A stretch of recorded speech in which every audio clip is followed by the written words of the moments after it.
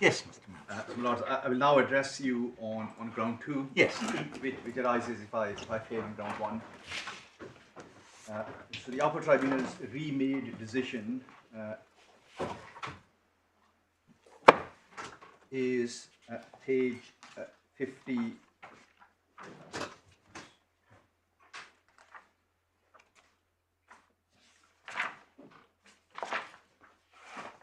So sorry, it's page 82 of the bundle.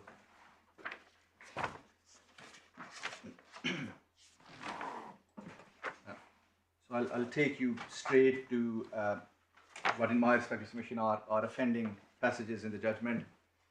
What this judge did was that he worked through the exceptions, looked at exception 1 first, said that it wasn't met, then looked at exception 2, said that it wasn't met, and then looked at very compelling circumstances.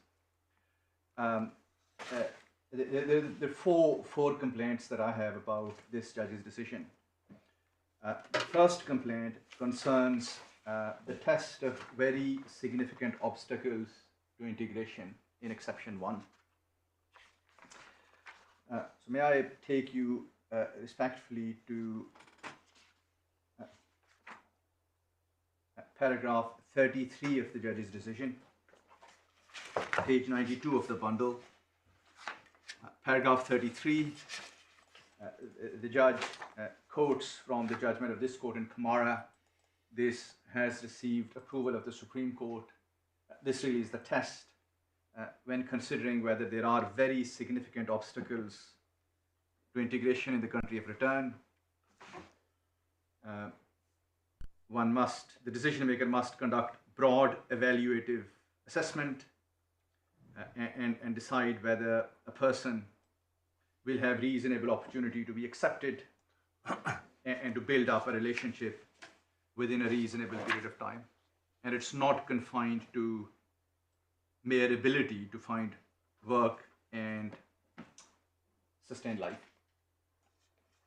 The judge concludes that there are no very significant obstacles for the reasons set out at paragraphs 34 and 42.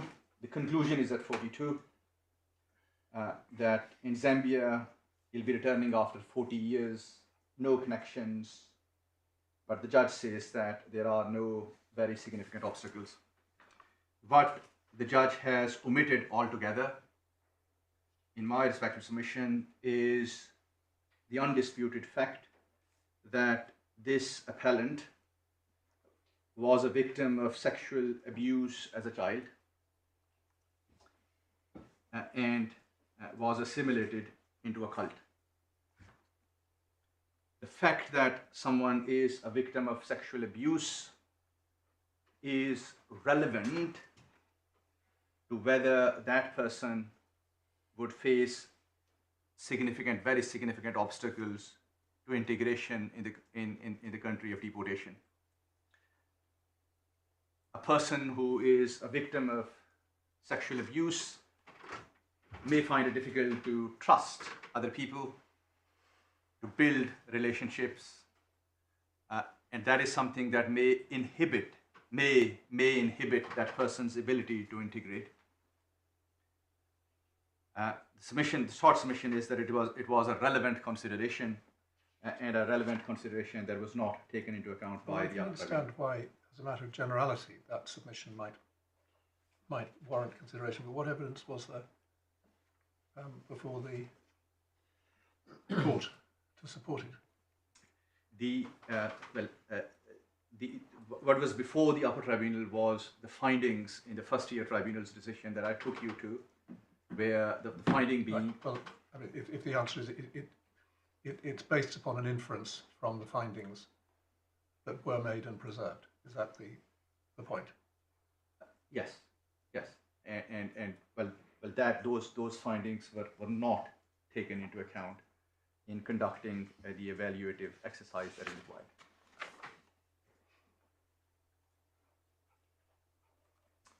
So that is the first point. The second point concerns the way in which the judge approached the unduly harsh test in subsection 5. And that is directed to paragraph 52 of the judge's decision. the judge there says that the appellant's deportation will have a significant emotional effect on the partner. The judge said that that won't be unduly harsh. Separating a couple who are in a close relationship is inevitably very upsetting for all concerned. And the point is that there's nothing undue about it on the facts of this case. The short submission is that the judge there, in my submission, is using the notional comparator. The baseline that the judge is using is of any couple, that any couple would find separation upsetting.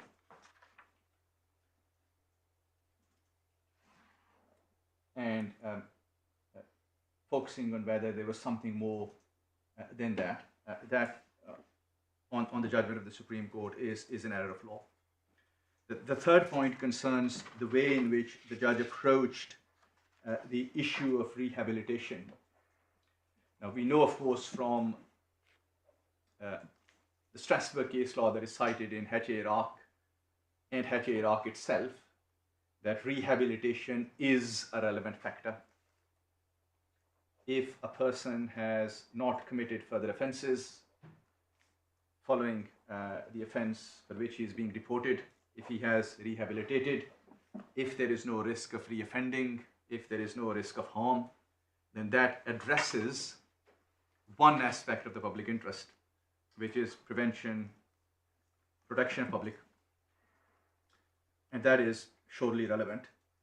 If you look at paragraph 62 of the judge's decision, the judge there notes that the appellant has undertaken charity work, and although he has offended, he has made contributions to the UK society. And then he says, well, that has the potential to diminish the public interest in deportation. Potential. And then there is a reference to UE, Nigeria, which in my submission has absolutely nothing to do with this. So UE is a case where this court made a point that if a person is making contributions to society, and if removing that person will have an adverse impact on the society, that is relevant. For example, if you have a nurse or a doctor who's providing services in a profession that is on the shortage occupation list, removing that person will affect not only that person but society, and that is relevant. But this is not that case. There is no conceivable impact on society. But there is, in my submission, a failure to recognize that rehabilitation is a matter that is relevant and that diminishes the public interest, or at least one aspect of public interest. So no proper recognition of that in my respective submission at paragraph 62. The final point is this, that there are two particular features of this case that merited very significant weight.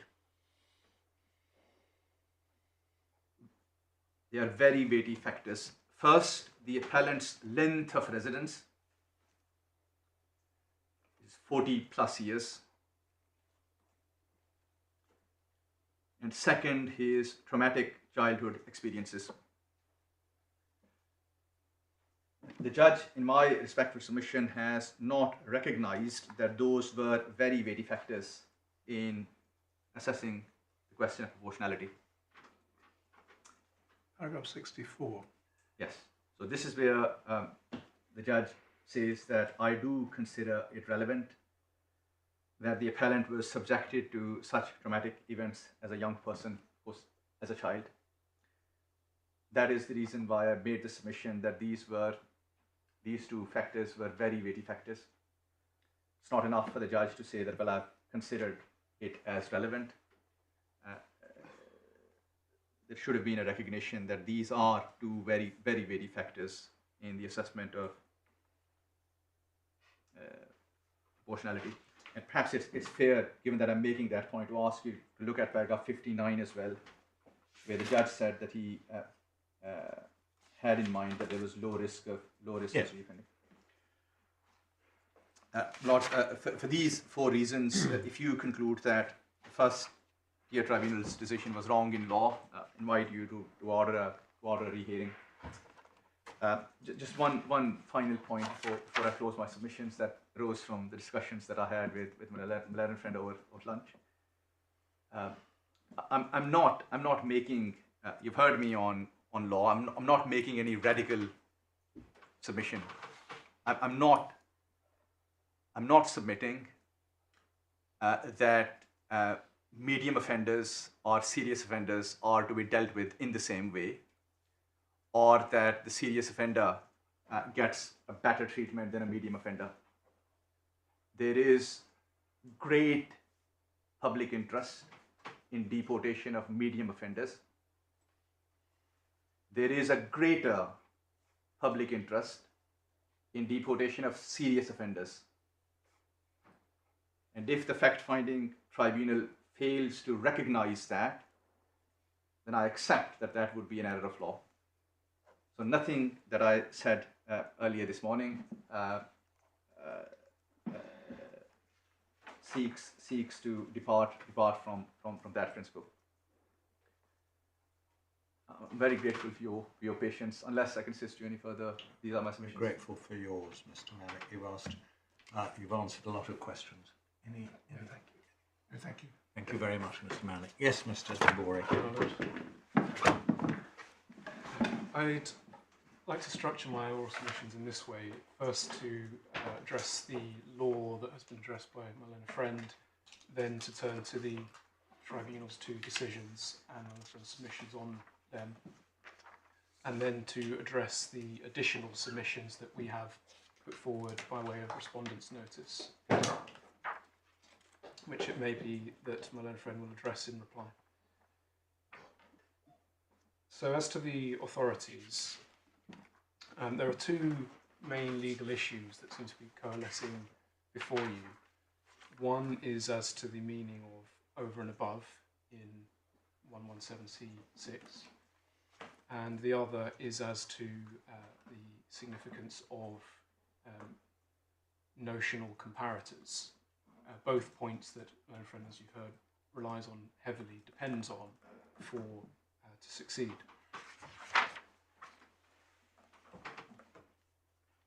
I'll start with the over and above.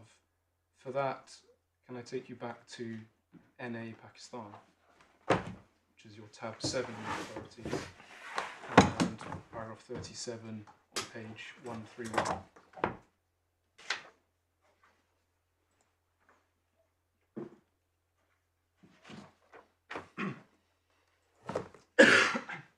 It may be helpful, Polly, whilst I clear my throat, if you read that paragraph to your...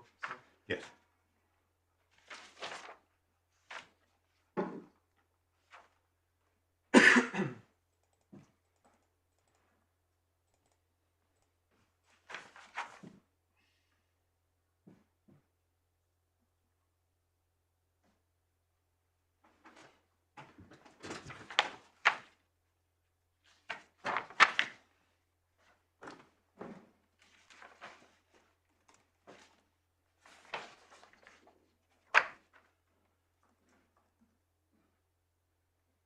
Yes.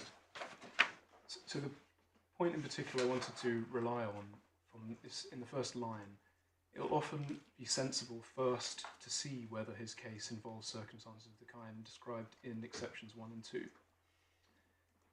That's relevant because this, contrary to what my learned friend says, relying on Yeltsin, this isn't a case about the upper tier ticking off the first tier for failing to carry out, to comply with a duty to start with the exceptions. That's not what the upper tier said. The first tier, as you've seen from the judgment, voluntarily, willfully started with them because as recommended effectively in NA Pakistan, it's often sensible to start with them. And the FTT did so for the reasons set out in this paragraph, namely that in order to gauge whether you are in the paragraph 6 category of over and above, helpful to start with the step up, if you like, on the ladder. And it follows that if, having taken that sensible approach, the first tier errs, vis-a-vis, in this case, the unduly harsh test, we'll come on to the specific error found, the upper tier is entitled to say so, and to say that in your chain of reasoning, i.e. via the exceptions en route to 6, you've got the exceptions wrong, then the step, if you like, that you've relied on to get to your number 6 step is misplaced. Hence the line about inadequate or legally inadequate reasoning in the upper tier's judgment, which we'll see in a second. The next relevant authority, again treading in my own friend's footsteps, is for this issue is Yalcin. Do you accept? Yes. I think Mr. Malik's submission was that it is open to the first tier tribunal to go straight to very compelling circumstances. Yes. You do. I do. Yes, absolutely. Yes. Right. But strictly speaking, my lord, and I did wonder whether a sort of follow-up point might be made about my own friend's stress on that principle, that proposition. But e.g., I thought it might have been said, any error made in respect to the unduly harsh test is immaterial, because strictly speaking, the first tier needn't have gone there in the first place. But he didn't say that, and it wouldn't be immaterial, because taking the approach of starting with the exceptions means that your reasoning in relation to 6 is contingent on it, follows from it. But in terms of a sort of narrow, formalistic, Yalcin style failure to look at them at all, absolutely we don't say that.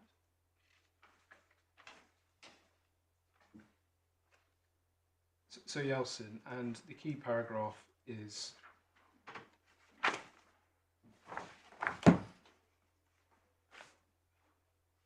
'57.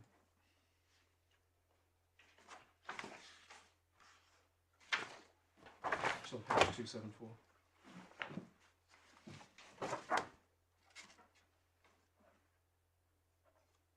So NA Pakistan thus establishes the effect of the over and above requirement is that in a case where the very compelling circumstances on which a claimant relies under 6 include an exception specified circumstance, an exception overlap case, it's necessary that there be something substantially more than the minimum that would be necessary to qualify for the relevant exception under subsection 4 or 5. Pausing there, that's where we are here. This isn't one of those cases that you may have encountered I've been in, where you have the sort of articulate family life not captured by 4 and 5, such as family life not with a partner or a child. Sometimes it arises outside of those family relationships. This is the example that came to mind from my own experience. In that scenario, you're outside 4 and 5, and you'll have to rely on 6 and attain its threshold. But we're not in that scenario. We're in this first scenario at the beginning of this paragraph. So there might be a case, say, of a foreign criminal in the over 4-year sentence category who, say, serves his sentence, comes out of prison, his wife or partner was primary carer for children, but now one of the children has Down syndrome and is, say, 19 years old, and B, he's the primary carer. Yes, adult so child. Yes. he's not within exception 4 or exception 5, but it might be thought, if it is legitimate to go straight to very compelling circumstances, that would be a rather good case. Well, not necessarily one, but maybe, yes, certainly Yes. you'd be relying on 6, to say that much. And Or dependent on it, shall I say. not asking you to commit to a hypothetical, but the Home Office's reply might be various factual reasons. These are not very compelling circumstances, but you wouldn't be saying you simply don't get off the starting grid because you don't quite come within 4 or 5. Yes, exactly. Yes. Otherwise, the statute would effectively have shut out anyone who engages Article 8 in its sort of Strasbourg sense, but not within these parameters. But your previous point is that we needn't worry about Yes. this because it's not we're not in an other. Yes, exactly. We're in an exception-related plea. Yes, exactly. I mean, you mentioned, my lord, a sort of medical treatment case somehow being an Article 8 question and yet not an Article 3.1. Yeah. Maybe that would be relevant here, but we're not in that territory anyway. But we are in the territory where the reliance is very much put on something which falls within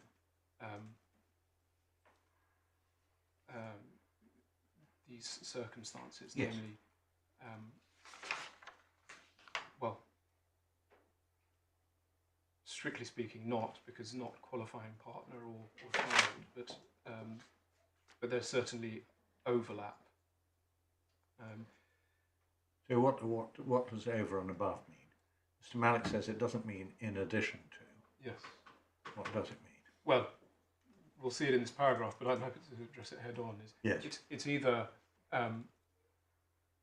over and above in a threshold sense of greater degree of interference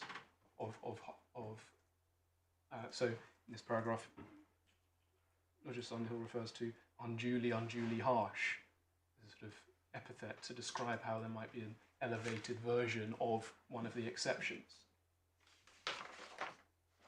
the elevated degree. And another way in which is if there's something that falls outside it, and that taken with something that falls inside it reaches the higher threshold that my learned friend accepts in his final submission, applies in either case, whether it's a sort of combination situation or an elevated situation. In both scenarios, there is this elevated threshold. It doesn't even have to be taken with, does it? Although commonly it will be. Yes, I exactly. mean, it could even be an issue which was not overlapping. I mean, as I understand it, over and above can mean either that the height is raised Yes. from unduly hard, or that the breadth is stretched. So, Yes. so that looking at it overall, you come to a conclusion that it would be these are compelling circumstances that go beyond. It has to be over. It can't just be a wide range. Yes, You know, I think that's right, my lord. I think No, it does have to be, because otherwise you have a situation where, because of the sort of nicheness of your Article 8 circumstances, because you don't fall within 4 and 5 through sheer luck of the But draw. there's a difficulty in mixing metaphors between a geometric figure and a threshold and so forth. Yes. I mean, overall, what you're looking at in the end is you're looking at the substance of what you're seeing. Absolutely. something more, isn't it? Yes, I mean, over and above, very much we say betokens height in terms of, and that must be the case, as my friend concedes at the end, because you're dealing with more serious offenders. Otherwise, as I was going to say, is that you would have individuals who have this sort of very strong relationship with their cousin, and because of the novelness of that, and they're falling outside of 4 and 5, that somehow gets them within 6, which can't be the case. More substantial, More substantial, however you which want. encompasses things. It may encompass things within the exceptions, but it doesn't have to. Absolutely.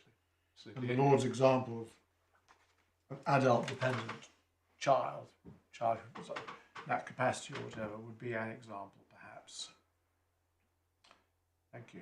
Yes, I mean, just looking at this, the provision itself on page 5 of the authorities, it expressly refers to exceptions 1 and 2. So almost in contrast to the next point of law I'll try and tackle, of notional comparator, here you're expressly enjoined as the tribunal to consider the comparator of the lower thresholds clearly set out in the exceptions 1 and 2. So that sort of relational quality means that there has to be this higher threshold, and it matters therefore to think about what we're talking about here if a tribunal entirely fails to refer to at times over and above, quite apart from apply, finding the something more, etc.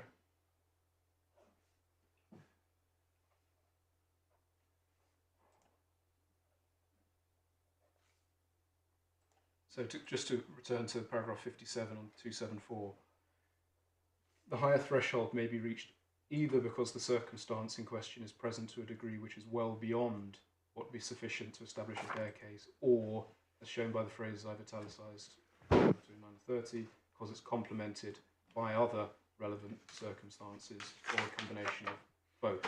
The italicised passages are from those paragraphs in the judgment in NA. I'm grateful. On the previous page. So when he's... Yes, at 55. I was a bit confused by that. Yeah. But that's what it means, I think. Yes, it is. It's he's in 55, he's quoting paragraphs 29 and 30 of Lord Justice Jackson's judgment. Yes. So we have a clear, let's admit pretty clear analysis of what over and above means. You're not the first to consider it helpfully, and it's fairly clearly established.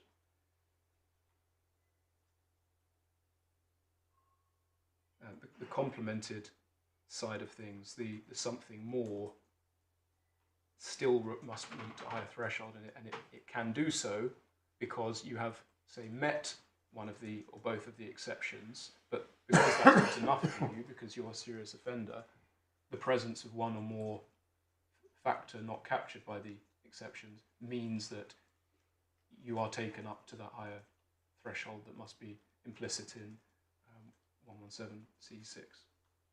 So that's as to the threshold of what? Harshness, interference with your Article 8 rights, your child's, your partner's. Yes, my lord, yes. Given that 6 refers to the exceptions, so that even if you are not caught by the exceptions because of how it's drafted to focus on specific scenarios, you're ultimately talking about the factors, the private life factors in 4, or the unduly harshness in 5. So it's over and above those thresholds. Keep using that phrase.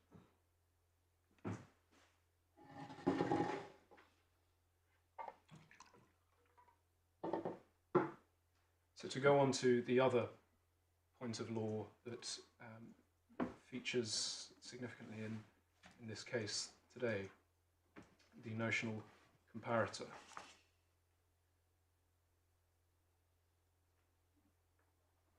Here, can I take you to the first of the HA cases in the Court of Appeal, which is tab 9, begins page 167, and the relevant paragraph is 157.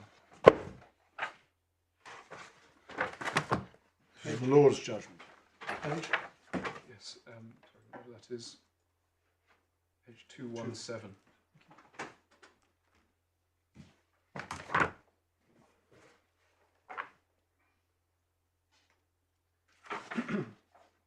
So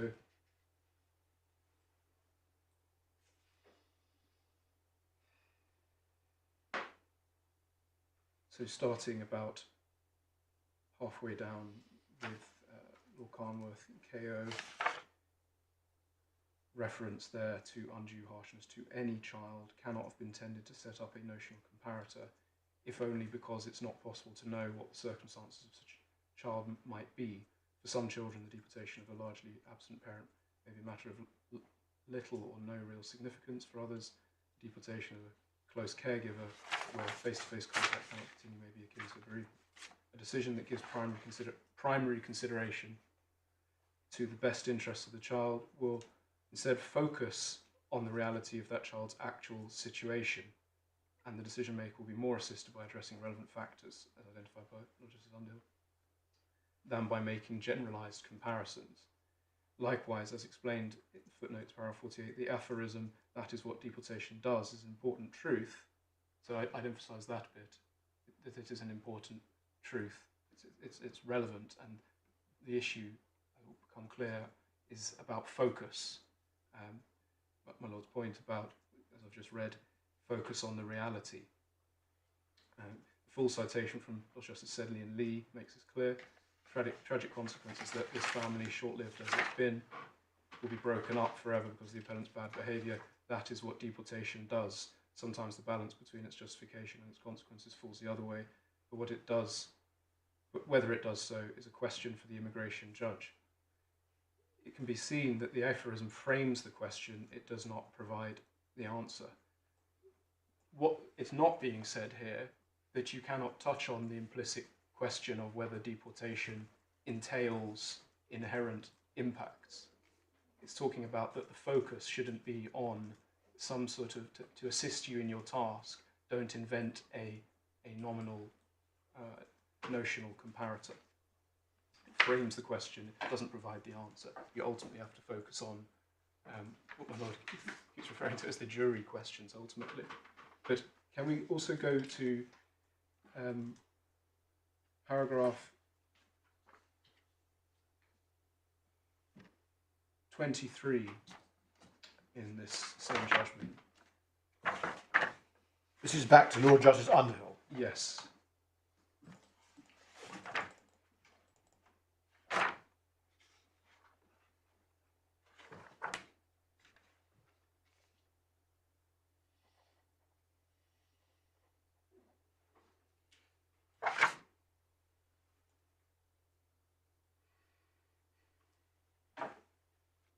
And my apologies.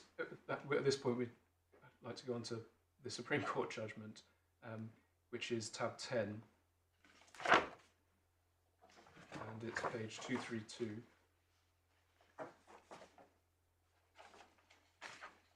Yes, apologies. Paragraph So 23 it's in the Supreme Court. Paragraph 27, Lord Hamlin's judgment on page 232 of your bundle, and in particular, Lord Hamlin. yes, Lord Hamlin and Lord Justice Underhill, but not in HA below, but rather in HARA. No, that is That is referring to HARA. Okay, I could have found it in the document we were looking at then, but we can look at it here. And I think this points us to the answer to this point. What he's doing there is Lord Hamlin quoting Lord Justice Underhill's explanation of Lord Carnworth. Yes, absolutely. The paragraph 23 is from Lord Carnworth. Yes, so I'll just read from that paragraph, insert quote 44. In order to establish that the word unduly was not directed to the relative seriousness, it was necessary for Lord Carnworth to say what it was in fact directed. That is what he does in the first part of the paragraph. The effect of what he says is that unduly is directed to the degree of harshness required.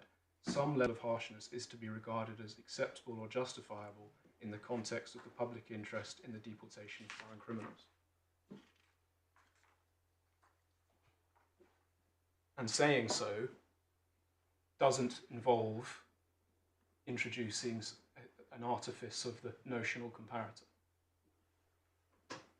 Otherwise, judges wouldn't be able to put pen to paper without running, because of the use of ordinary language in them. Yes, and then it would be a short skip from that to saying, well, you've implied it by essentially saying that it would not be unduly harsh. You essentially were saying, why wouldn't it be unduly harsh?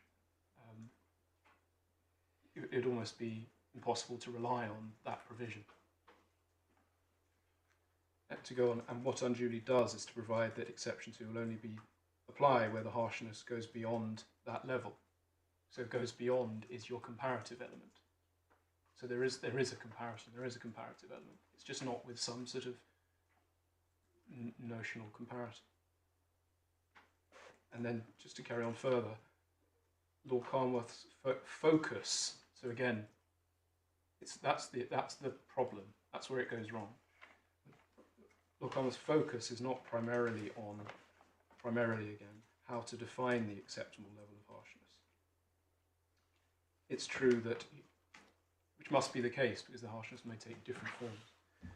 It's true that he refers to a degree of harshness going beyond what would necessarily be involved for any child faced with the deportation of parents, but that cannot be read entirely literally. It's hard to see how one would define the level of harshness that would necessarily be suffered by any child. The underlying concept is clearly of an enhanced degree of harshness.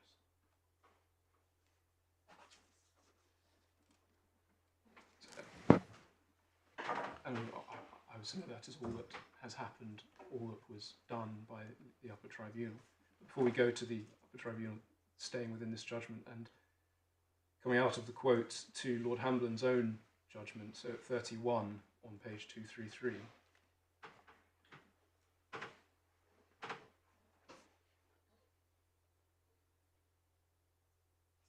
Second sentence, it's correct that in paragraph 23 of his judgment, Lord Carnwath was recognising that the unduly harsh test involves a comparison.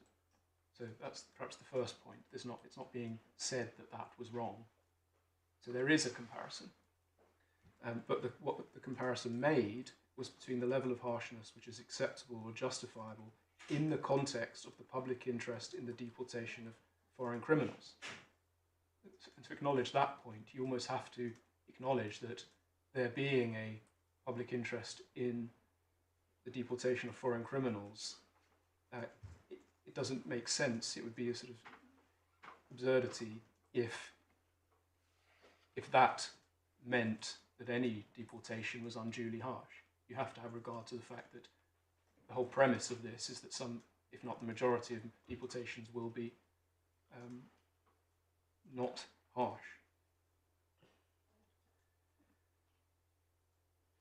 So that's, I hope that's helpful. That's all I would say on the question of what the law says. Those are the two. Paragraph 33 of Lord Hamlin. Yes.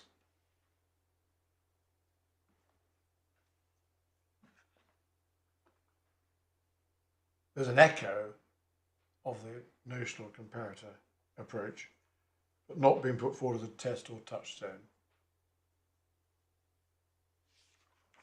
Yes. Well, exactly. I mean, this is quite hard to almost to distinguish the two, really. I mean, the echo here is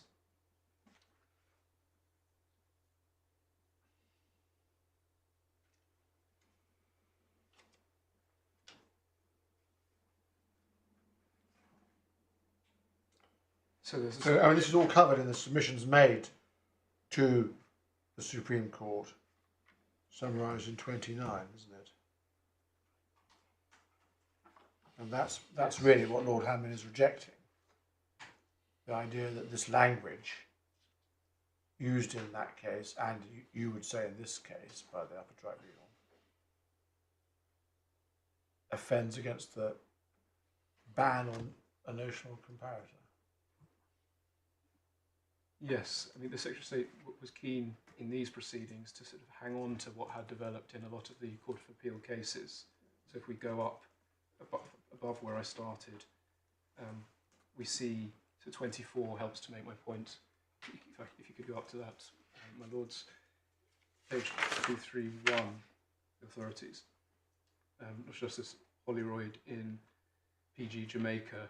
It's now clear that a tribunal or court must focus not on the comparative seriousness of the offence or offences committed by the foreign criminal who faces deportation, but rather on whether the effects of his deportation would go beyond the degree of harshness which would necessarily be involved.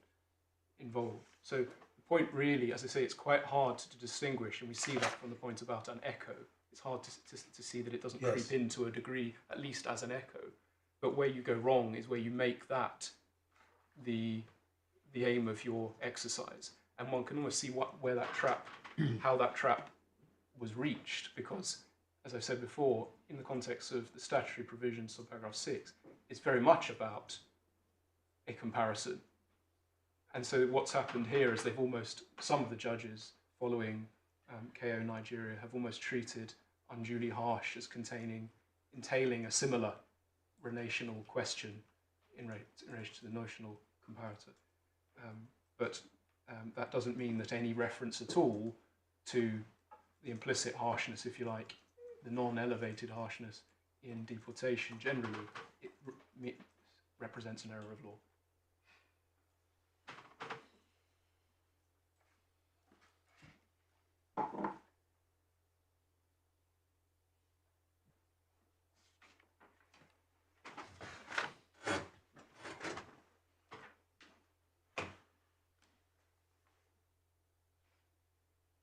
Whilst we're in HA in the Supreme Court, just to address another point made by my learned friend in relation to it, paragraph 52.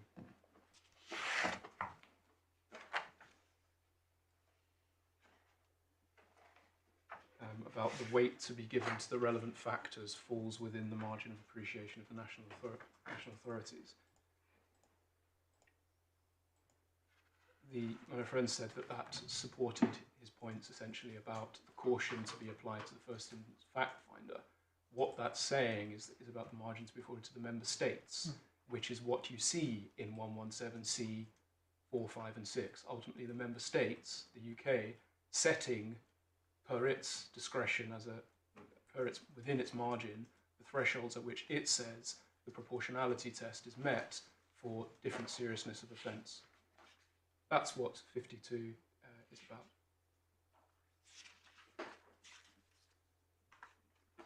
A brief point about 51, just because it's right there. My friend referred you to these factors. They are, of course, potentially relevant where engaged in the subparagraph 6 analysis, but they are not, as my friend seemed to be coming close to saying, a substitute for looking at the over and above question spelt out by the statute.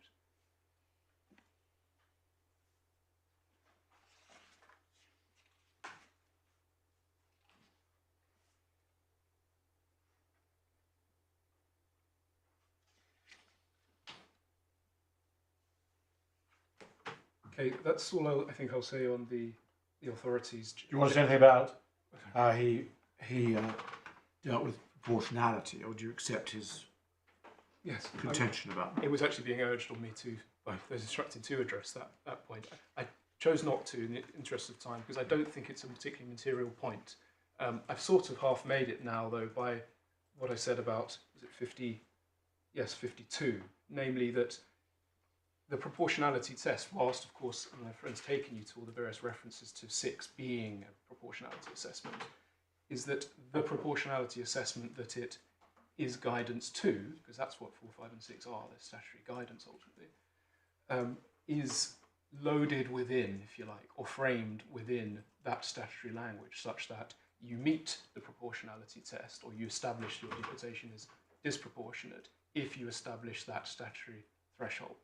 So it doesn't become a freewheeling outside of the statute, outside of the rules, old school Huang style, say, proportionality assessment, but it does represent a proportionality test of sorts, effectively, yes, as domesticated, if you like.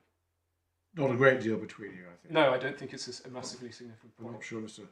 Malik would like your word of sorts in that, but well, I won't open up a chasm that isn't there. No, I mean, I only say of sorts is that it's very clearly not, say, a Bank Mellet number 2 proportionality test, is it? A sort of classic test. What it is saying that if you meet our specified threshold, exercising our margin of appreciation, then you'll have established it's disproportionate.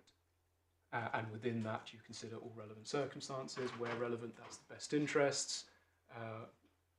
Where relevant, precariousness. See recent case of Arshad.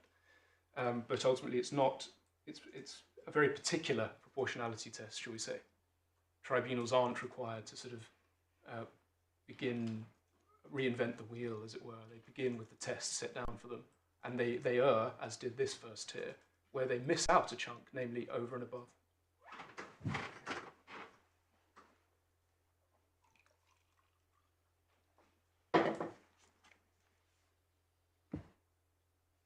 Right, where do we go next? To the first upper tier decision, please, my lord. The error of law decision.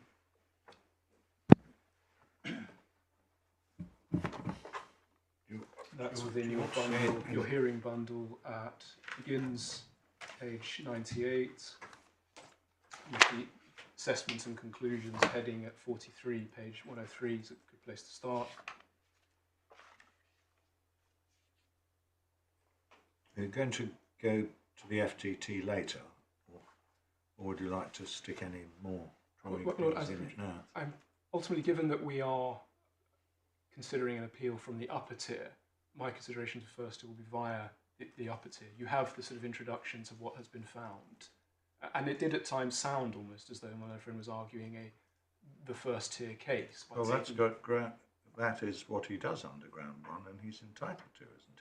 Well, if he can show the upper tribunal had no basis to interfere, then made no error of law, then that's the end of it. Yes. So we start with the. He has to establish that the errors of law found by the upper tier weren't errors of law. So you have to start with what the errors of law found by the upper tier were. Are we going to be looking at your respondent's notice? Yes. Along the I way. was going to go to that at the end. Yes, I mean, I'm just wondering whether that's relevant to the question. Yes. Whether you go to the FTT first.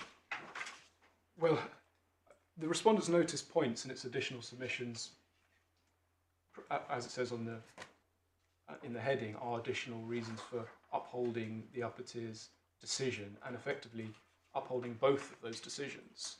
But neither descends into re-arguing the first instance case, as it were. I mean, it is a remaking. So I accept that in relation to decision number 2, it becomes more relevant to start afresh. But by that point, the first 2 decisions are out of the room. Okay. It's gone. Yeah. Okay. So whilst, of course, at that stage, you do have becomes more relevant to look at the sort of basics and some of the points I make in my respondent's notice, you're doing then with a clean canvas, and you don't need the first tier, save for the preserved findings, which the upper tier very clearly acknowledges. So unless there's a particular point, my lord, you'd like me to address, of course, I was going to start with the upper tier and look at what it says about the first tier. All right. So 43. We've referred in detail to the first tier's decision submissions made for us. Our determination of whether the first tier materially earned the law does not need to refer extensively to the first decision. Common ground that because of the length of sentence, 6 years, we're talking about the very compelling circumstances over and above test. 45. First tier concluded that there were such very compelling circumstances. Respondents contends that he erred. 46.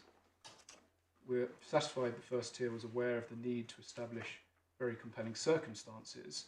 We're not, however, satisfied that he gave legally adequate reasons for concluding that there are very compelling circumstances such that the public interest does not require the appellant's deportation. Now, just a point here about my friend's submission that this wasn't a finding of misdirection, because what it says is legally adequate reasons.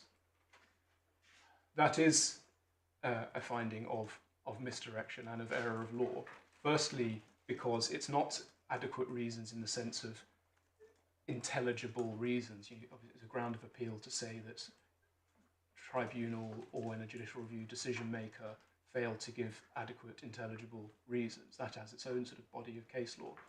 The legal adequacy here is the missing element of over and above, as the upper tribunal then sets out. But in this introductory paragraph 46, they add that there's an additional error of law found en route to that, namely the misdirection in relation to unduly harsh. As regards the latter, so starts with undue harshness, understandably, because of the sort of logical sequence between the two. It's to be remembered that the test for undue harshness is a high one, KO Nigeria, as also expressed in Hesham Ali, trite statement of principle. The learned friend relies on here the fact that the citation is for KO Nigeria and the specific paragraphs as meaning that that the upper tier committed the notional comparator error that was found in or discussed in HA Iraq with reference to KO Nigeria, the misreading point about Lord Carnworth's judgment there. But that's simply not there. The fact that KO Nigeria is cited doesn't mean, and we can see from the judgment itself, that the upper tier is engaging in anything like a notional comparator exercise. The upper tribunal goes on. The first tier was entitled to his view of the evidence. So just pausing there, so to pick up and address as I go past my learned friend's point about this is ultimately comes down to a perversity challenge, insufficient caution or deference. The upper tier was very clear in relation to the evaluative and fact-finding aspects. The FTT was entitled to his view of the evidence in terms of accepting Alex's account of his feelings. And he was entitled, again, to take into account the evidence of conflict between him and his mother and the police involvement on an occasion. However, and this is the point where it was the misdirection comes in relation to unduly harsh. However, then to conclude at 40 that knowingly to subject a child to the prospect of anger and frustration is unduly harsh, fails to recognise and runs in opposition to the statutory regime within both the rules and section 117C. That regime necessarily contemplates the prospect of separation of a child from a parent who is to be deported and the natural feelings that would engender in a child in many, in many, if not most. So there's no attempt to sort of crystallise a notional comparator. It's just acknowledging the implicit elements of a deportation scheme, as we've seen from the HA case at both levels.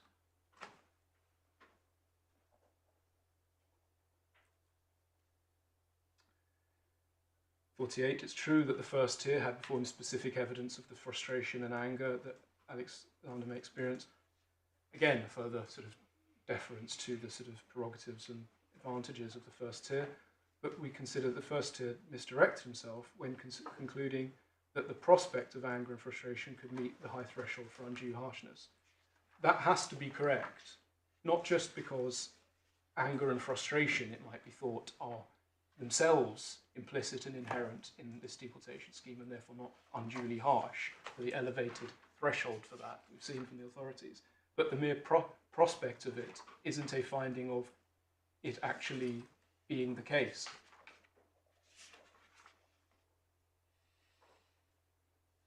And then 49 moves on to talk about the other error, if you like, the one that pertains to the very compelling circumstances point. Furthermore, it's not at all clear from the first tier's decision that his finding of very compelling circumstances was anything other than a repetition of his view in relation to the unduly harsh effect on the appellant's son. Very compelling circumstances must necessarily involve something more.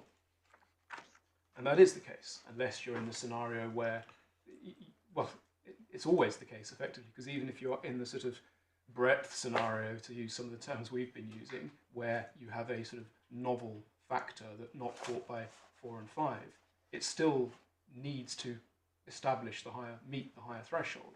So this is absolutely correct to say that something more is required.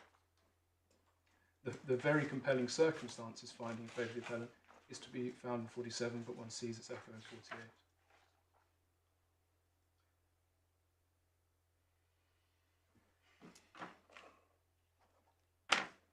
And then at 50,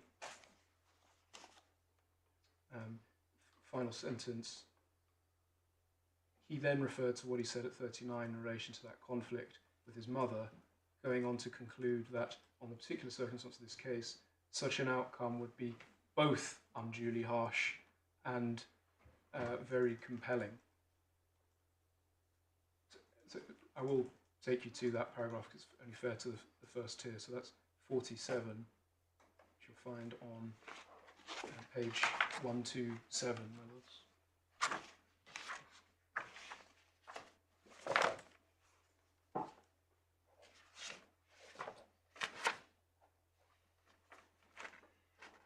So that is the final sentence in that paragraph. Linking them together. Yes, so given we've been here before in circumstances described above, 39, which is talking about undue harshness. We've been here before in the circumstances described at paragraph 39. So that's almost expressly saying that I draw on the same factors. On the particular circumstance of this case, this outcome is one which I'm satisfied is both unduly harsh and very compelling. Now, of course, we know that you can succeed in relation to 6 by being unduly harsh, but that's not what's being found here. It's certainly not what's said. And there's certainly no reference to over and above that would show that the judge understood the law he was applying. And then it goes on to say, which is some clue, that paragraph 117C, without reference to the subparagraphs Yes. and their great difference.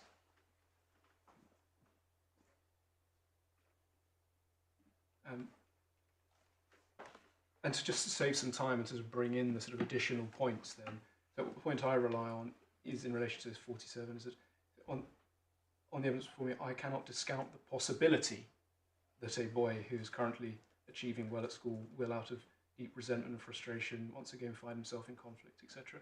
That, I say, is below the standard. Discount the possibility is not a finding. It's not a finding, and it's certainly not, doesn't meet the statutory thresholds at 117C. So, namely, there would be, there are very compelling circumstances in the present tense, not mere possibility. Mere possibility isn't even clearly the Article 3 threshold for expulsion cases of real risk. You say that paragraph 47 focuses entirely on Alexander. It seems to me that at least it's most of it, if not all.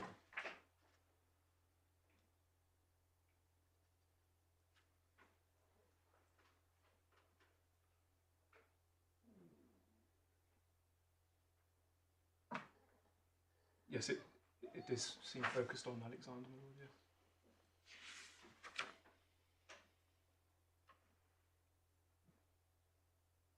It refers back to 39, given we've been here before in the circumstances described in 39. And 39 is all about him. Yes.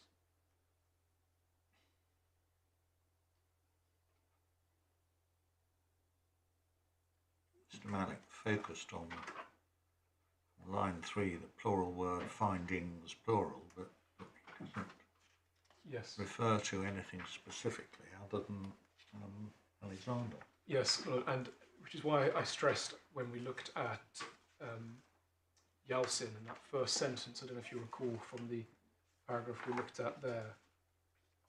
We'll go back to it just so it's clearer. Paragraph, the key paragraph of 57 on page 274.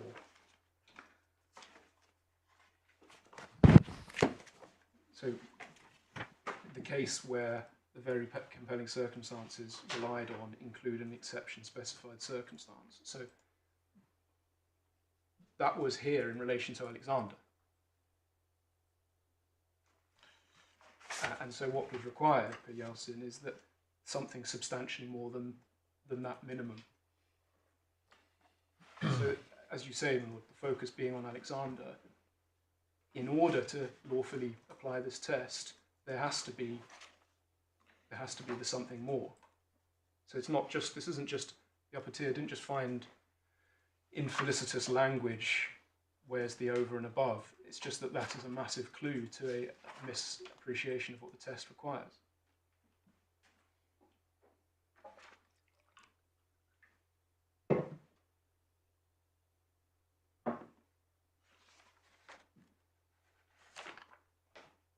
We look at the end of paragraph 52 of the upper tribunal, where you've just come from, page 104.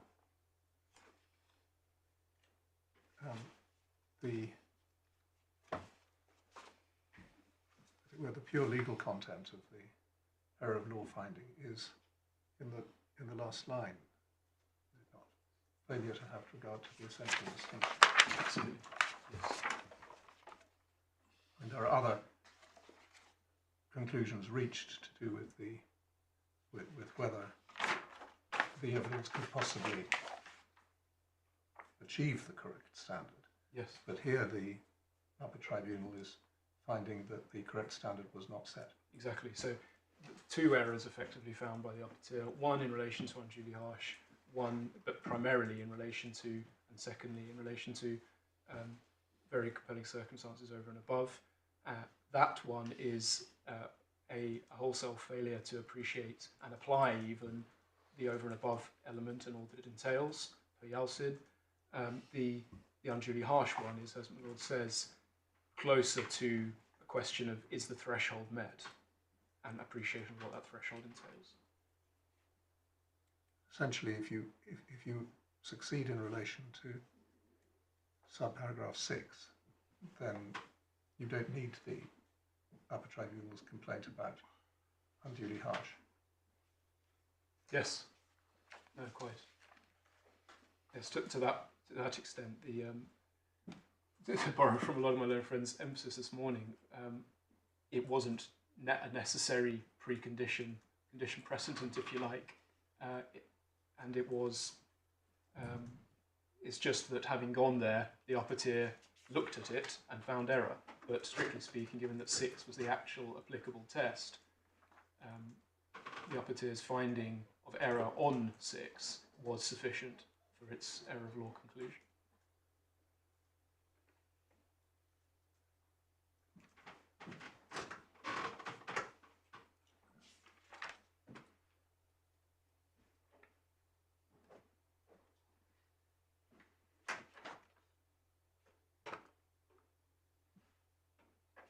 I've addressed what my learned friend said about notional comparator. The bit about an evaluative judgment, I mean, neither of those points essentially involves any evaluation, as I've sought to emphasise. I mean, I haven't been through the whole judgment, but you subsequently see how there are even more references to the judge, first tier, having been entitled to consider this and all sorts of deference paid. At no point is there an attempt to sort of substitute a view of an evaluative view.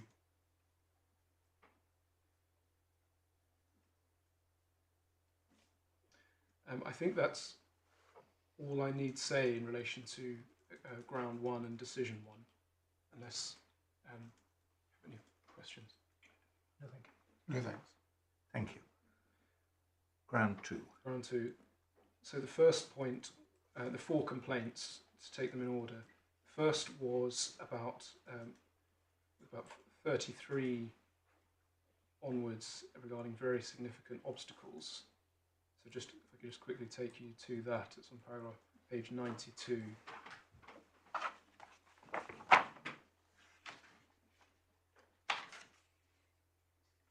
paragraph 33 onwards.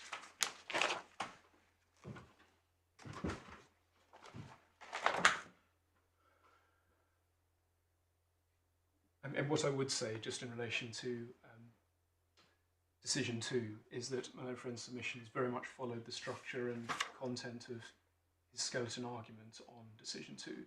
Yes. So I essentially repeat my submissions in response. But in case it helps to bring them out, in case you have questions and so on, I'll just go through them. So in relation to very significant obstacles,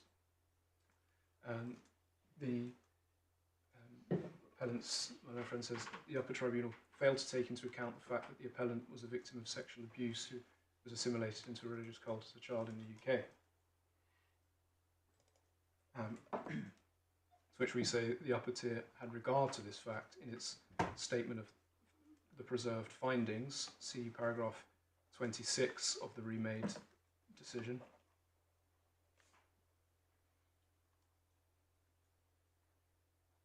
Which is page 90. It's bullet 6 if you count down 1, 2, 3. This, for the circumstances in which the appellant came to the UK.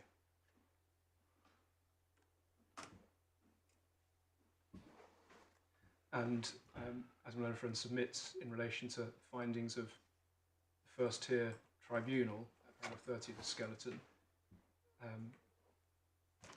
it's not credible that the earlier findings of fact were later forgotten.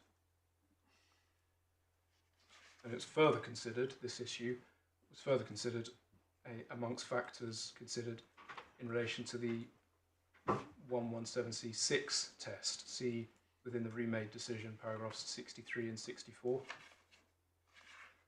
page 96.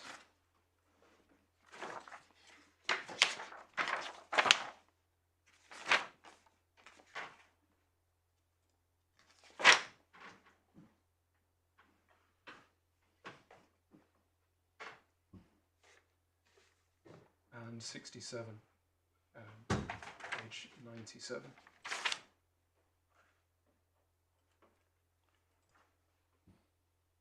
Which doesn't refer to it expressly, but that is the overall assessment where the above stated factors are drawn together.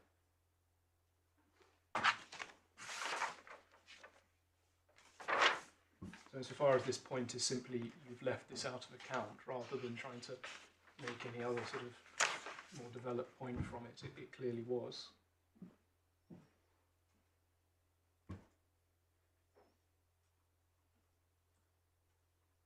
So it's not clear how further regard to this factor would have altered the tribunal's conclusion that it was not satisfied that the appellant has established there would be very significant obstacles to his integration in Zambia in light of the evidence put before me, given the multiple reference to it, the correct self-direction for the test for integration, paragraphs 33 and 34 on page 92, as well as the other factors that were relevant to the integration question, paragraphs 37, 40 to 42 of the remade decision, namely the ability to speak the language, to work hard despite his health issues, to make significant social connections with individuals of standing in the community, none of which are challenged. You know, it was a very considered evaluation of that question of 117C4C. The second complaint in relation to the remade decision is regarding the application of the unduly harsh test.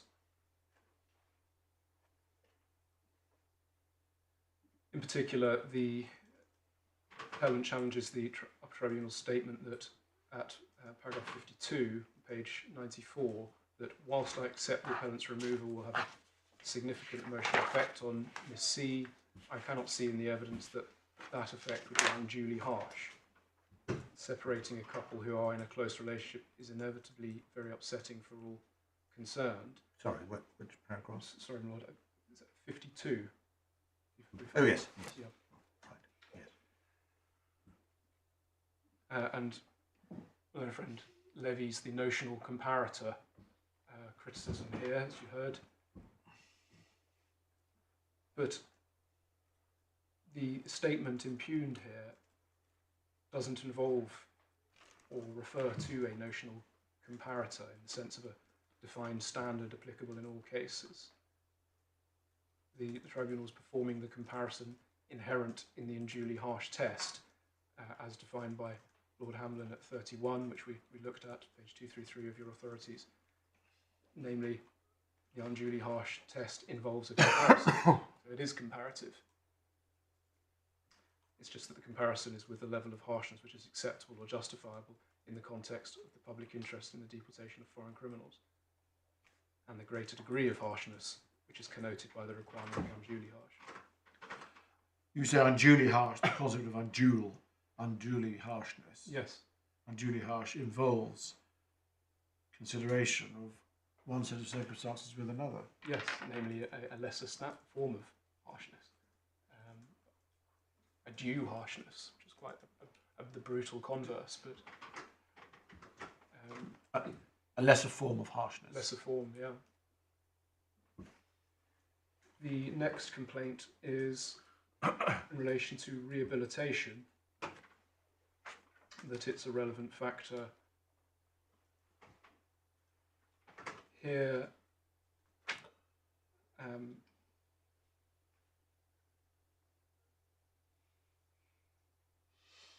so the first point made by, wasn't made orally by my friend, was in relation to the attention to the reference to UE Nigeria.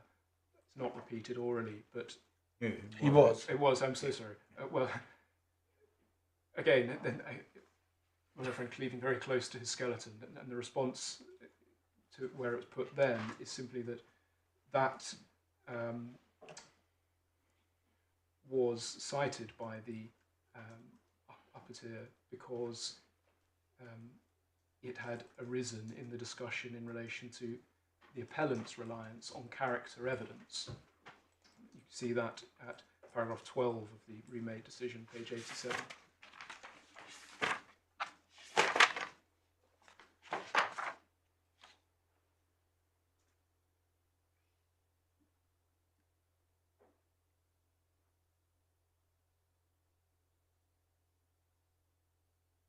A lot of the first instance evidence was about sort of community involvement and so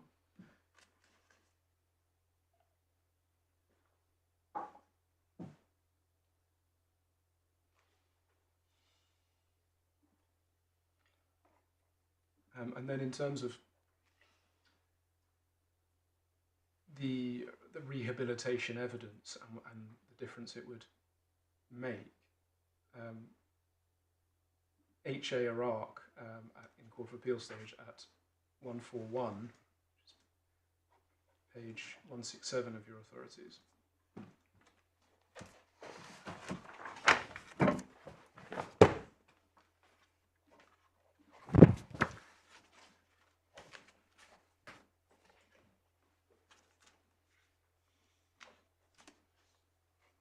Yes.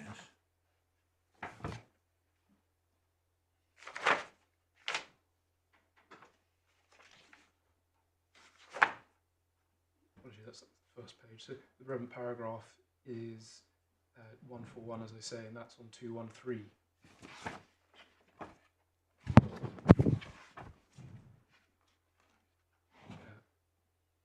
What Lord Justice Underhill said there is the authority seems to establish is that the fact that a potential deportee has shown positive evidence of rehabilitation and thus a reduced risk of reoffending cannot be excluded from the overall proportionality exercise. Authorities say so, and it might be right in principle in view of the holistic nature of that exercise. Where a tribunal is able to make an assessment of that the foreign criminal is unlikely to reoffend, it's a factor which can carry some weight in the balance when considering very compelling circumstances. The weight that it will bear will vary from case to case, but it will rarely be of great weight, bearing in mind that, as Lord Justice Moore-Bick says in Danso, the public interest in the deportation of criminals is not based only on the need to protect the public from further offending by the foreign criminal in question, but also on wider policy considerations of deterrence and public concern. I'd add that tribunals will properly be cautious about their ability to make findings on the risk of reoffending. So, rehabilitation can be relevant to risk of reoffending, but rarely be given great weight, given the wider policy considerations of deterrence and public concern. In this case, such weight as rehabilitation could bear was considered separately by the upper tribunal, which had regard to the preserved finding by the first tier that the appellant's risk of offending and of causing serious harm were low, and again when conducting the subparagraph 6 holistic assessment of relevant factors. See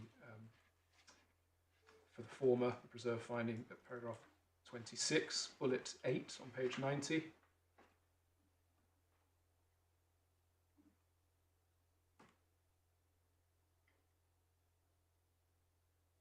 fourth from the bottom on that page.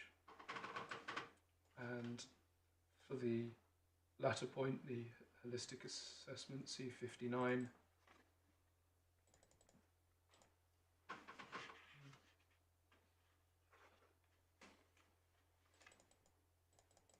Yes.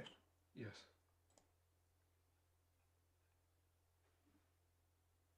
And the fourth point? Yes.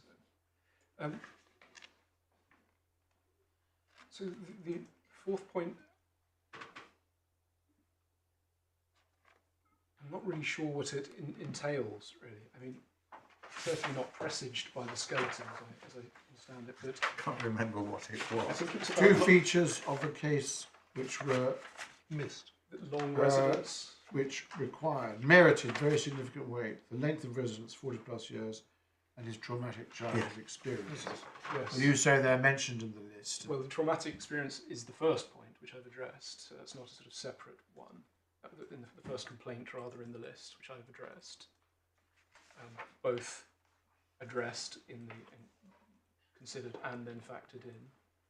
As to I length think the of, first case it's being deployed for very significant obstacles, and in the second case it's being deployed for compelling reasons.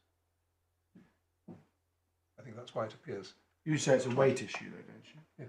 yes, ultimately it is, and it's worth probably bringing in here. This might be the correct point to bring it in, but as set out by in my skeleton, and as points made by my learned friend in relation to in seeking to attack the first decision, I make the same points in relation to your approach to the second decision, namely the paragraph 72 of H.A. Iraq in the Supreme Court, page 242 to 243.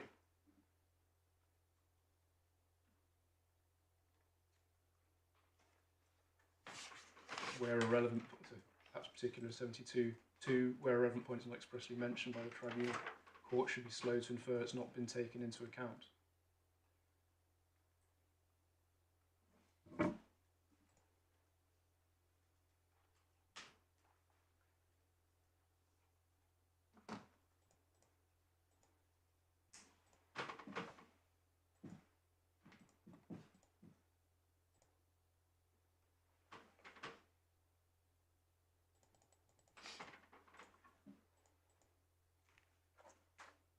So,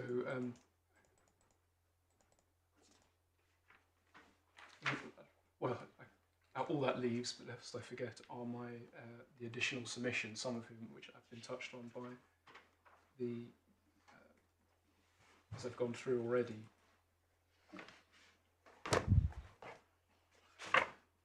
Give me the page of those. They are within, I should find them in my skeleton at page 12, paragraph 61 onwards.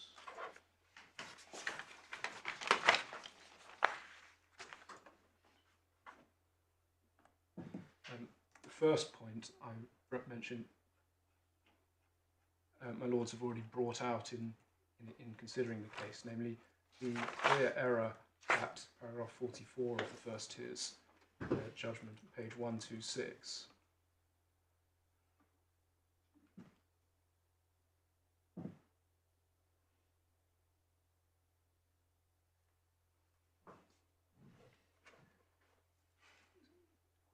These are not victimless crimes. I do not find very compelling circumstances in those events,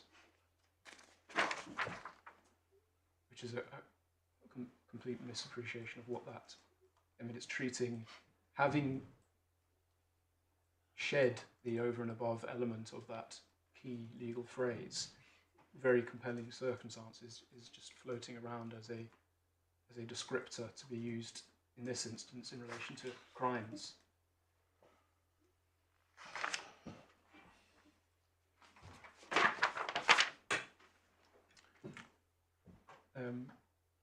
Second point is the significance of a almost complete failure by the first tier to direct itself in accordance with the case law on section 117C6.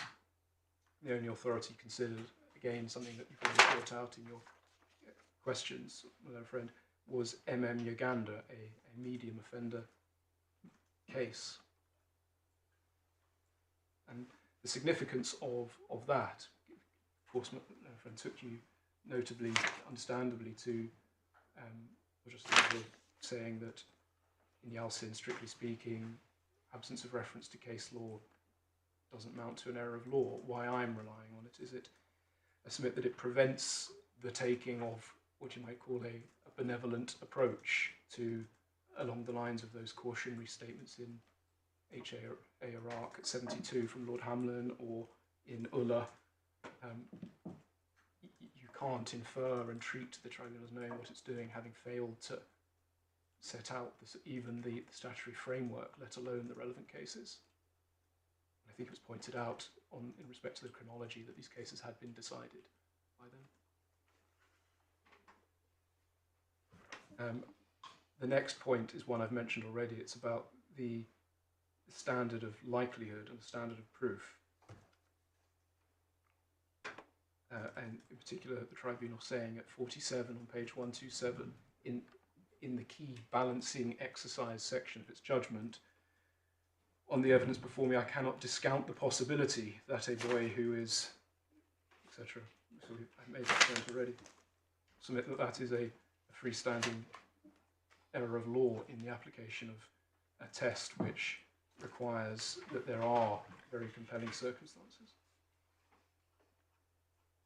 And it's sort of was made worse by the fact that at 48, the tribunal then referred back to, quote, "My findings, his son cannot reasonably and safely settle with him in Zambia, and the likely consequences for his son." But the tribunal hadn't made findings. It merely talked about a possibility.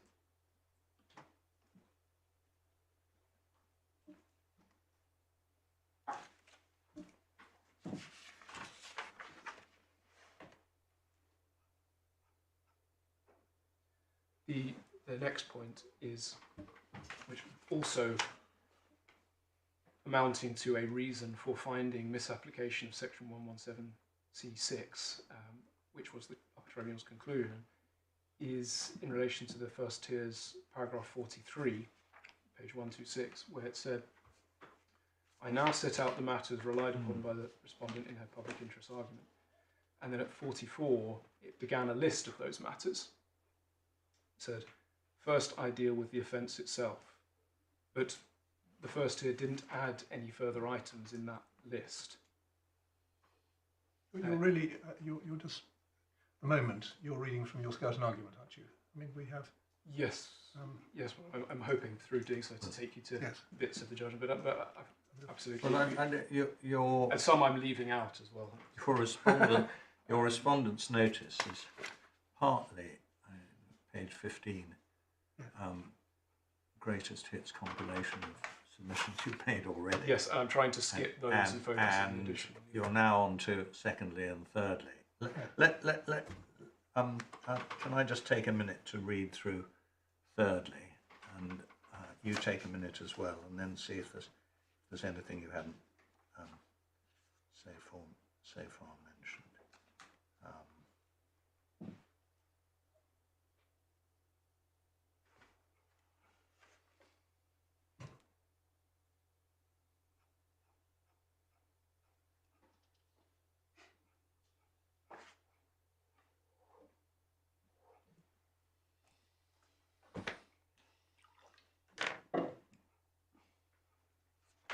Yes, I mean on the length of sentence point, to some extent, how long is a piece of string? Of course, a 6-year sentence is higher than a 4-year sentence. On the other hand, of course, there are even worse cases, just short of life imprisonment, or so on. But you say what? it's a relatively minor factor in the overall approach dictated by 117C6, and in any case at one point in the judgment the FTT judge appeared to say that the fact that the offences were acquisitive rather than anything else was not very compelling circumstances. Yes. Right, I think we've got those points. Yes, I mean, if it helps, just on that point, we don't say that so long as you cross the threshold, that's all that's relevant. 1172 almost expressly enjoins the tribunal to consider the actual seriousness of the offence, and there are judgments on the sort of nature of it. Where there are problems in relation to sentence is, don't arise here. I mean, you get issues where it's necessary because there's credit for a guilty plea to look at what it would have been as the full measure of the seriousness, but that doesn't arise here. But I certainly do say, as you see from the additional submissions, that these points about being at the lower end of the continuum really do sort of have regard to a sort of notional comparator or a notional continuum, which were unsustainable. We say, and Could I divert you to what might be a more substantial point? In paragraph 61 and 62, which is your first respondent's notice argument. yes, Would it be right to read that in this way? That your primary submission, as I understand it, is that the first tier tribunal did make an error of law by misdirection. yes. And is the first argument that you make in paragraph 62, as it were, there to bolster that by saying that if we were to find that the upper tribunal had not framed it in that way, then nevertheless the first tier tribunal did misdirect itself in the manner suggested? I'm not sure I follow, Lord. Strictly speaking, and the reason why I skipped over 62A is that it is very much the points that we make that the I know, tribunal but did Mr. actually. Mr. Malik doesn't agree with you. Mr. Malik says that this was a perversity Yes. appeal that succeeded in the upper tribunal, and we have to decide whether we agree with that or not. Yes. But let's suppose we were persuaded by Mr. Malik that the upper tribunal had allowed the appeal on perversity grounds Yes. and not on misdirection grounds. Your argument would then come into play, namely that in fact there was a misdirection by equating the two I see what you mean. tests. Yes. Right, so it's to deal with, I mean, it seems to me that argument, which is by far the most important of your respondents' notice points, as it seems Yes. to me, No, that is there in case we were to accept Mr. Malik's account of what had happened in the upper tier tribunal. it certainly tribunal. serves that function, my lord. I can't. It's recall not whether I a intended concession that the upper tribunal did in fact decide the No, case in that way. absolutely not. Yes. Okay, that's what I was wanting to ask you. I'm very grateful, Lord. That is helpful, because by route of the respondent's notice, we effectively are then saying that even if you're against us as to what the upper tier did, nonetheless we say it could also have found it to have been misdirection. Yes, absolutely. Unless I can help you any further, Lord. No, thank you. No, thanks. Thank you very much, Mr. Malik. Lords, three very short points on law, and then three very short points on the facts in reply. Lord, first, whatever construction my lords will give to the phrase very compelling circumstances over and above exceptions 1 and 2 will apply not only to serious offenders but also to medium offenders. I mentioned that in my oral in my opening submissions, I referred to a drafting error in the legislation. Can I just show you the authority that deals with that drafting error and why I make that submission? So if you go to NA Pakistan, which is tab 7.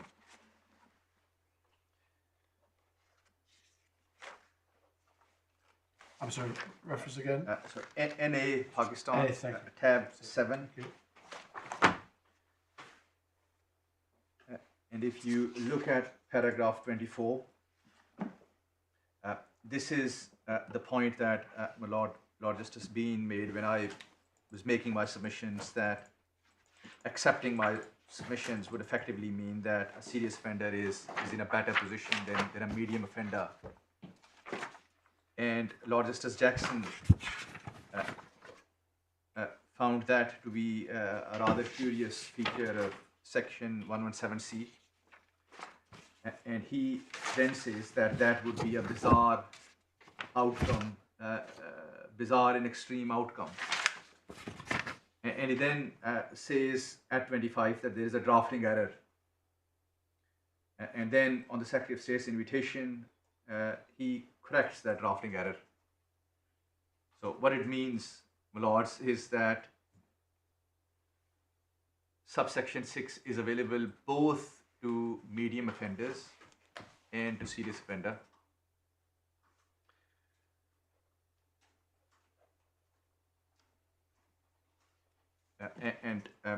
Well, this is something that the Supreme Court agreed with or proceeded on that basis in HA Iraq. If you need reference to the paragraph number, it is paragraph 4 of HA Iraq, tab 10, page 226. Now that then links to the second point. Sorry, just a minute. Yes. Tab 10, paragraph 4.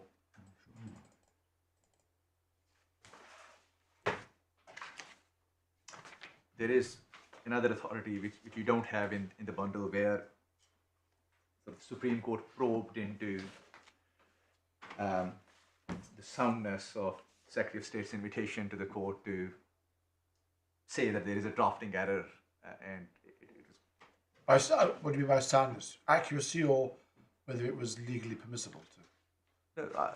Soundness, whether it was a good idea for the executive who sort of tabled the legislation to say that constitutionally appropriate. Yes. The legislation to be amended by one element of the yes, one power, the separation of powers, at the invitation of a second, yes. So usurping the role of the third. Yeah. Yes, the point Lord Reed was making in a case called SC Jamaica, Miller and Friend and both were in that case on the same side, where Lord Reed was probing into that question, as it is the Secretary of State who tabled this legislation, approved by Parliament, and now the Secretary of State is saying that, well, there is a drafting error, and asking the court to correct it. But even in that case, the Supreme Court proceeded on the basis that, well, that is the position. Lord Reed didn't demur from what Lord Hamlin and the other. Well, indeed, in fact, as he agreed with Lord Hamlin. Yes, so there's no issue now that there is a drafting error. Okay. So whatever my lords will say about subsection 6 on its construction will apply to both medium and serious offenders.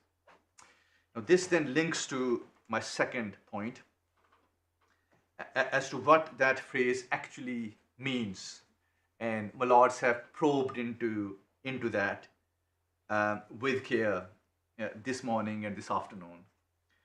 My Lord Justice Baker said that does it mean over and above or beyond, whether it means in addition to, whether it means, well, more substantial than the exceptions, height and breadth are the phrases that are used. Now, in my respectful submission, it would not be appropriate, and I say this with the greatest respect, it would not be appropriate for this court in this appeal to seek to construe that phrase in any of those ways. But this court, Impermissible gloss. yes. So now, yes, this isn't. Yeah, that would be an impermissible gloss, a gloss that the Supreme Court and previous constitutions of this court decided not to give to the provision. What this court should do, in my respective submission, is adopt what Lord Hamblen said about the test at paragraph 5 and just leave it there. There was a good reason why Lord Hamblen said what he said at paragraph 5 and decided not to give a gloss, because that gloss will then have to apply to both serious offenders and medium offenders. So the test is simply this, nothing more than that, nothing less than this. Very compelling circumstances test, very compelling circumstances over and above the two exceptions, is a full proportionality assessment to be carried out, weighing the interference with the rights of potential deportee and his family, the private family life under Article 8 of the Convention against the public interest in his deportation. That is what that phrase means. Well, over and above. The entire phrase, exceptional circumstances, very compelling circumstances over and above exceptions 1 and 2. That phrase means this, what Lord Justice Hamblen said at paragraph 5. I'm sorry, I'm not reading that paragraph as a definition of the very compelling circumstances test. It's descriptive of the process. It's not definitional. Sure.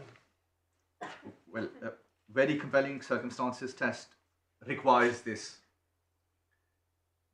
It certainly requires it to happen. Yes, it's not a redefinition. No, but this is what it entails, and then this is what he then repeats subsequently in the judgment as well.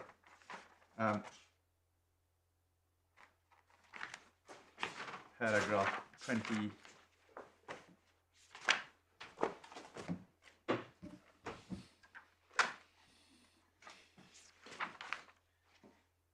Yes, paragraph 47b. In my respective submission. Sorry, 47 of Lord Hamblen. Yes, 47 of Lord Hamblen, where he refers to what Lord Sandhill said in HA Iraq 47b. It requires is full proportionality assessment. So I invite you to proceed on that basis, that the test requires a full proportionality assessment balancing two interests. And on that basis, I invite you to determine this appeal.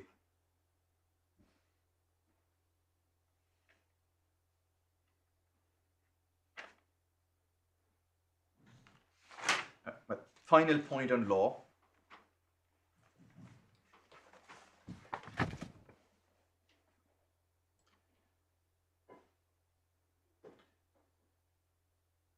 Guys, before you do that, would Lord Justice Underhill use the phrase "something more"? Having quoted Lord Hamblen's paragraph, you referred to Lord Hamblen's. He quoted paragraph 47 of Yes. Lord Hamblen at paragraph 53 of Yalchin, Yes.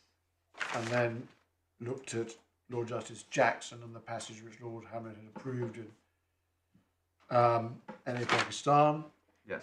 and then in paragraph 57 That's it. Yes. in the passage we've looked at. Yes. And he says, I won't describe it as a gloss, but the phrase he used, the paraphrase he used, was something more. Lord, I'm just looking at the middle of paragraph 57, and I took you to these four sentences where the higher threshold may be reached either and then or, but both. Whichever kind, it's something more. Yeah. So it can be, something more beyond, or something different that complements or combination of both. Now, the reason why they left it there rather than saying that, well, this is sort of substantially more, is that this is something that is available also to medium offenders. And there's no sort of universal, in my respective submission, rule that one can adopt that then applies to both serious and medium offenders. So that is the reason the courts left it where they left it, that this is a full proportionality assessment.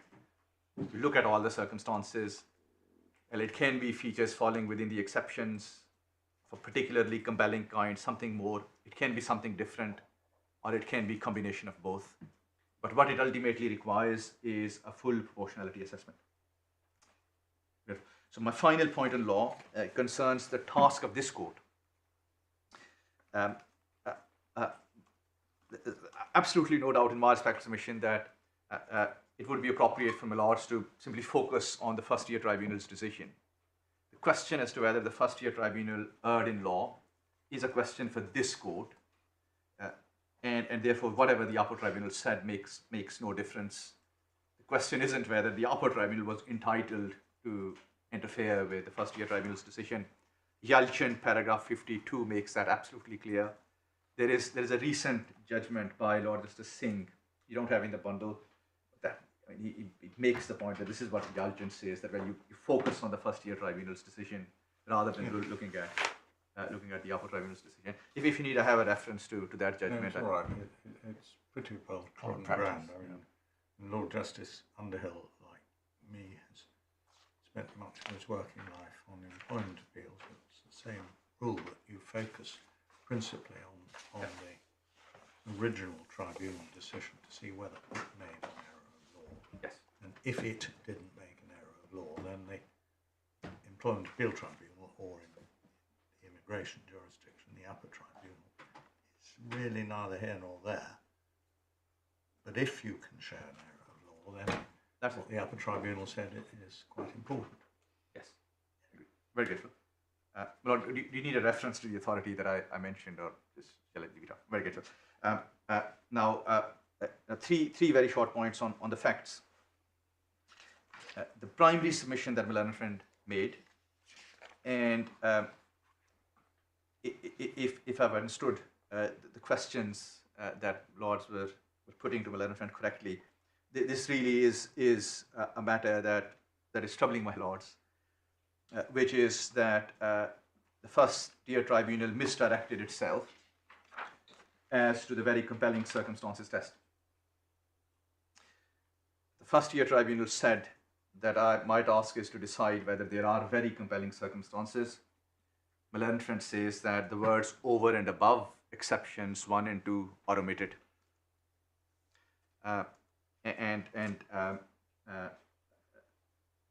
Lord Justice Peter Jackson said that, well, that is a more substantial point which I respectfully agree with. So there are three reasons I respectfully seek to put forward, inviting you to reject that submission.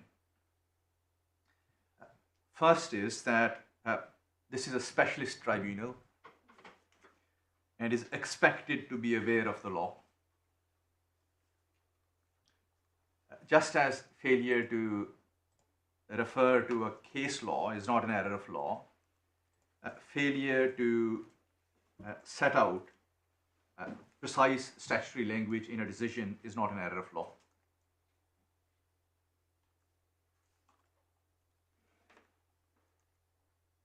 Second, the court can conclude, in my respective submission, with confidence that the judge had the correct test in mind. This is because he referred expressly on multiple occasions to section 117C of the 2002 Act in the decision. It's not that the judge made a random reference to very compelling circumstances. Before he said that, he referred expressly at paragraph 24 to the statute, and then refers again to the statute at the end of the decision at paragraph 47. That, in my respectful submission, indicates that he knows that very compelling circumstances mean very compelling circumstances over and above the two exceptions. Third and final point is that if you accept the submission on law that I've made, that very compelling circumstances over and above two exceptions mean what Lord Hamblen said at paragraph 5, namely that it requires a balancing exercise, then there is no error in the judge's decision. I ask you respectfully because the judge said that categorically, that he was conducting a balancing exercise at 3 different paragraphs in the decision. Firstly, you have paragraph 26 of the judge's decision, to which I took you towards page 123 of the bundle. This is where judge said that I must nevertheless consider whether there are compelling circumstances such that he should not be deported. Not very different from what Lord Hamblen was saying in H. Iraq at paragraph 5. Then paragraph 33, he says that, well, my job is to balance conflicting interests of the respondent and the appellant. This is what Lord Hamblen was saying in H. Iraq. Then paragraph 47, he starts that paragraph by saying that he's conducting a balancing exercise. And finally, paragraph 49, he says that, well, the outcome of the balancing exercise is that the decision is not proportionate. So in substance, the judge did what the Supreme Court required him to do, namely to conduct a full balancing exercise. There is therefore no misdirection in law.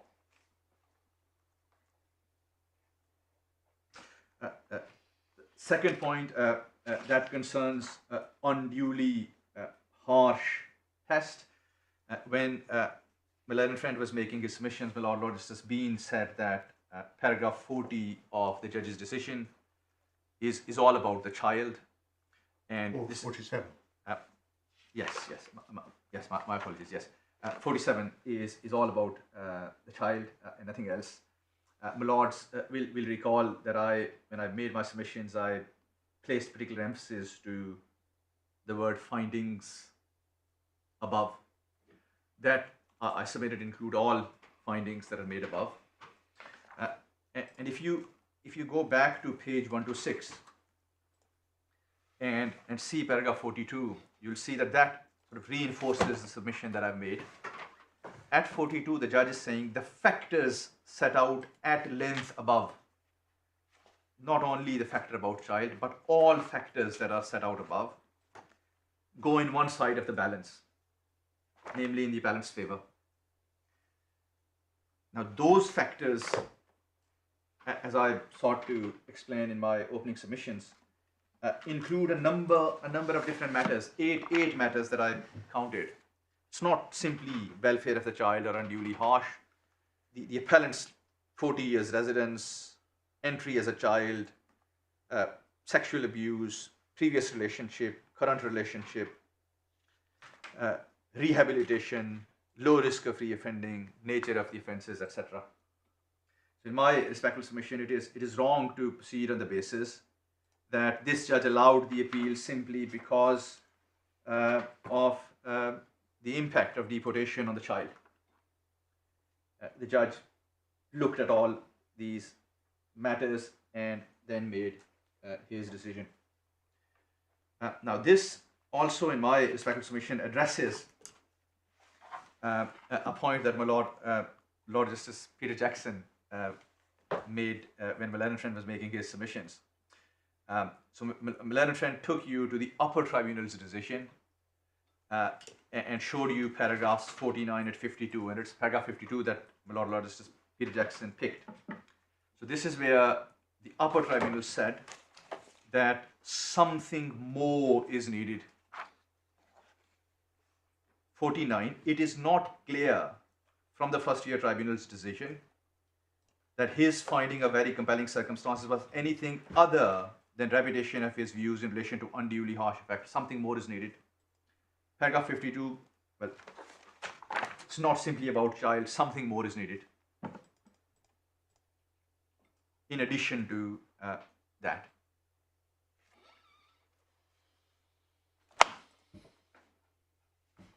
Now, keep all legal arguments to one side. There is plainly something more in the first year tribunal's decision, not simply the child, the list of factors that I itemized. It is clear in my factual submission that first year tribunal weighed all those factors in balance before making a decision.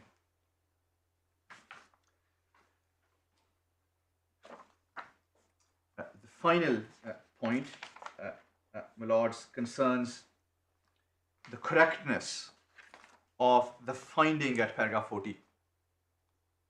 The finding at paragraph 40 is that the effect of the deportation on the child would be unduly harsh. That finding, my learned friend says, is wrong in law. And the upper tribunal said that that finding is wrong in law because there was either a misdirection or the reasons are not adequate. Now that, in my respectful submission, is premised on reading paragraph 40 in isolation. The submission or the upper tribunal's analysis assumed that the entirety of the reasoning as to why the consequences would be unduly harsh are in paragraph 40. For Alexander. Yes. Yes. But they are not. In my respectful submission, what you have at paragraph 40 is the conclusion of the analysis that you have at paragraphs 37, 38, 39, and You say it brings in all the findings, the 8 findings that you identified, or how you categorise them. No. Yeah. So They're all brought in. Yes. No. I'm simply, for the purpose of this point, focusing on the child, Okay, the unduly all right, harsh finding that Yes. the upper tribunal said is not justified. Yeah, the upper tribunal was having regard to aspects of his welfare that went beyond how he would feel. The first tier tribunal was, Yes. Yes. was having regard. One can see that from the sequence of Yes. paragraphs. Yes. So it It is not 37 to 40 have to be taken as a whole. Yes. that is a submission. So it's not the case in my submission that the judge is saying that, well, the child will get angry and frustrated, and that is unduly harsh. In my respectful submission, paragraphs 37 to 40, when you look at those paragraphs, you'll see that the judge made five different points about child. The first is that this is a disturbed child, a child who's already disturbed because of what has happened in his life. Second, the father is working hard to stabilize child's emotional development at this important time. Second point. The third point is that the child's relationship with the mother has deteriorated significantly. There was, what the judge says, an acute confrontation resulting in police being called.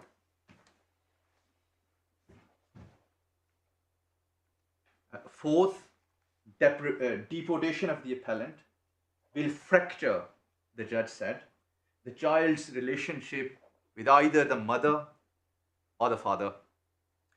If he goes to Zambia with the father, the relationship with mother will come to an end. If he stays, the relationship with the father will come to an end. And then fifthly, deportation will increase his anger and frustration. The question for my lords is whether these 5 factors are capable of giving rise to a finding that deportation would be unduly harsh. In my submission, these 5 findings were open to the first year tribunal. And if these 5 findings were open to the first year tribunal, the conclusion that deportation would be unduly harsh is not an irrational or perverse conclusion. It is a conclusion that one can disagree with. One may feel that it's a generous conclusion, but it is one that was open to the judge on the evidence. And therefore, there is no misdirection in relation to the unduly harsh test. I mean, there's no paragraph in the decision, for example, which says, well, unduly harsh test means X, and X is wrong. It actually means Y. The reasons are adequate, and the ultimate conclusion is not perverse. I'm very grateful. These are my submissions in reply. Thank you very much, Mr. Malik. We're grateful to you both. We will reserve judgment. We will send out the draft judgment in the usual way. Counsel know what I'm going to say next, but I still have to say it in every case. The draft judgment is sent out not for the purpose of the allowing the appeal to be re-argued, but simply for the correction of typos and other obvious factual errors like wrong dates and so forth. Otherwise, that is the judgment which we hand down. We invite the parties to agree any consequential orders. The outcome, the result, may be communicated to the parties, that is the appellant himself and those in the Home Office who have to know in order to be able to take instructions about the judgment, but otherwise it's confidential until the judgment is formally handed down in the sense of being posted on the National Archive website. Thank you very much for your assistance.